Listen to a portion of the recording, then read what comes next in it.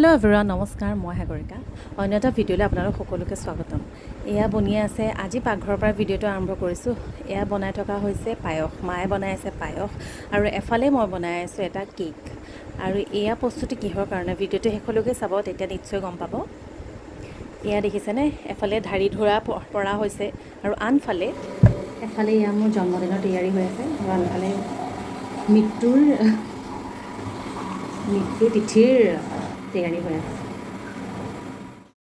পিঠা পনা আৰু লগতে পায়স বনি আছে দুটা কাৰণত। প্ৰথমটো হ'ল মোৰ ককাৰ সেইদিনা মৃত্যুবাৰ্ষিকী, মানে বছৰেকীয়া সকাম পৰিছিলে সেইদিনা, আৰু সেয়ে তিনিজন ভকতক মাতি, লগতে আছিলে বৰ্তা আৰু আইতাও আছিলে, এই গোটেইকেইজনকে মাতি জলপান এভাগ খুৱাইছিলে। আৰু এয়া চাহকাপ দিয়াৰ আগতে, চাহকাপ খোৱাৰ আগতে ভকতে চাকিগছ জ্বলাই লৈছে আৰু তাৰ পাছতে আশীৰ্বাদ দি চাহ তেওঁলোকে গ্ৰহণ কৰিলে।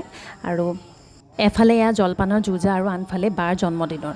সেইদিনা বাৰ জন্মদিন আছিলে, সেইকাৰণে ভিনদেউৱে মা দেউতা সকলোকে ৰাতি ভাতৰ কাৰণে নিমন্ত্ৰণ দিছিলে, কিন্তু আমাৰ যাবলৈ বৰ এটা ইচ্ছা নাছিলে। কাৰণ কিয়, ৰাতিপুৱাতে তাইও স্কুললৈ গৈছে, ল'ৰাক লৈ 6-5টাতে উঠি কষ্টও হ'ব আৰু গৰমো আছিলে, সেইকাৰণে যাবলৈ মনো নাছিলে কষ্ট দিবলৈ বুলি। কিন্তু জোৰকৈ মানে মতাত আৰু শেষত আৰু কেইটা বজাত যাওঁ আমিও নাজানো, মানে কেইটাত শেষ হ'ব, কেইটাত আমি যাব পাৰিম। কিন্তু এয়া আৰু সামৰি সুতৰি পিছত যোৱাটো আমি থিৰাং কৰিলোঁ। আৰু এয়া লৈ আছোঁ আশীৰ্বাদ। আৰু তাৰ মাজতে মই দুইফালে আচলতে দৌৰা ঢপলা হৈ আছে মোৰ, কাৰণ দিনতে মই ভাবি থৈছিলোঁ কেকটো বনাই থ'ম, কিন্তু ইমানেই কাৰেণ্টৰ খেলি মেলি, কাৰেণ্ট অহা যোৱা কৰি আছিলে, সেইকাৰণে মই বনাব নোৱাৰিলোঁ। আৰু লগতে আচলতে গৰমত কেক বনোৱা বহুত কষ্টকৰ, ক্ৰীমবোৰ গলি যায় একদম, মানে কামৰ মাজতে ইফালেও নহৈছে সিফালেও, মানে লৰালৰিকৈ কেনেকৈ যে বনাইছোঁ। তাৰ মাজতে এয়া দেখিছেনে, কেকটো সমাপ্ত কৰিবলৈকে নাপালোঁ। দেউতাই মাতিলে এয়া ভকত বিদায় দিবলৈ, তামোল এখন আৰু দক্ষিণা এটা দি সকলোকে মানে এনেকৈ সেৱা ধৰি আৰু বিদায় দিলোঁ। তাৰ মাজতে দেউতাই মানে আশীৰ্বাদ লোৱাইছে, বিয়া আমুক তামুক এইবোৰ কৈ, এইবোৰ শুনি আৰু মুখখন কিয় জানো বেকেটা হৈয়ে যায় নহয়। তথাপিও তাৰ পাছতে সকলোকে বিদায় দিয়াৰ পাছতে এয়া দেখিছেনে, কেকটো যেনে তেনে সমাপ্ত কৰিছোঁ। বৰ বেছি লাগি থকা নাই আৰু ঘৰতে খাব বুলি, বেছি ডিজাইন দি থকা নাই, কাৰণ সময়ৰ অভাৱ, লৰালৰিকৈ যাবও লাগে, পেকিং কৰি মেলি আকৌ গা পা ধুই ওলাইছোঁ। 2-3টা মানুহ মতা হয়, এয়া দেখিছেনে, বাচন একদম ধুই পেলানি মই এতিয়া যাওঁ বাৰ্থডে। আমাৰ মুনুৰ জন্মদিন, আজি মুনুৰ জন্মদিন, আহিব নোৱাৰিছোঁ নহয়, আজি মুনুৰ জন্মদিন। এয়া ঘোল, আজি সত্যনাৰায়ণ পূজা। আৰু কাৰ ঘৰ জানেনে, চিত্ৰাশ্ৰী কিটচেনৰ আপোনালোকৰ চিনাকি তাহাঁতৰ ঘৰ, মানে এই কাষৰ ঘৰটো চিত্ৰাশ্ৰী কিটচেন, চিত্ৰাশ্ৰী বাহঁতৰ ঘৰ, মাকৰ ঘৰ। আৰু তাহাঁতৰ দেৱাশ্ৰীহঁতৰ এয়া ঘোল খাম আজি, নমতা আলহী আমি আৰু খাবলৈ পাইছোঁ। মা দেউতাহঁত সত্যনাৰায়ণ পূজালৈ গৈছিলে, গতিকে তাই সেয়া গৈ পাই দেখিছোঁ আৰু ভাত বনাই আছে।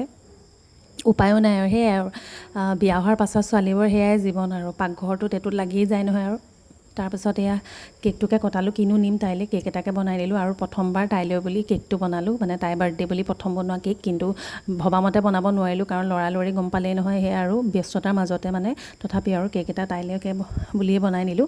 তাৰপিছত অচ্ছু আৰু মই এয়া মামাহঁতে দিয়া গিফ্ট খুলিছোঁ। বিশেষ আলহী কোনো নাছিলে, অকল আমিকেইটাই আছিলোঁ, লগতে মামা আছিলে আৰু কোনো নাছিলেই সেইদিনাখনি, কাৰণ তেনেকৈ পতাও নাছিলে। আৰু ভাত এসাঁজ খাবলৈ বুলি নিমন্ত্ৰণ কৰিছিলে। এইবোৰ আৰু অচ্ছুৰ লগত এনেই ধেমালি ধুমুলা কৰি, তাৰপিছত আৰু ভাত খোৱাৰ পাছতে আমি কেকটো কাটিলোঁ। এগৰাকী জীয়ৰী হিচাপে, মাতৃ হিচাপে, বোৱাৰী হিচাপে, আৰু কৰ্মৰ জীৱনতো, আৰু লগতে বৰ্তমান যিহেতু তাই ব্যৱসায় এটাও কৰিছে কাপোৰৰ, আপোনালোকে দেখিছে চাগে ভিডিঅ', যদি গম পোৱা নাই আপোনালোকে ভিডিঅ'বোৰ চাব, গম পাব। সেই ব্যৱসায়টো যাতে তাই উন্নতি কৰিব পাৰে, নিজৰ কৰ্তব্যটো সকলোবোৰ ভালদৰে পালন কৰি আছে, আৰু যাতে তাইক ভগৱানে শক্তি দিয়ক, আপোনালোকেও আশীৰ্বাদ কৰিব।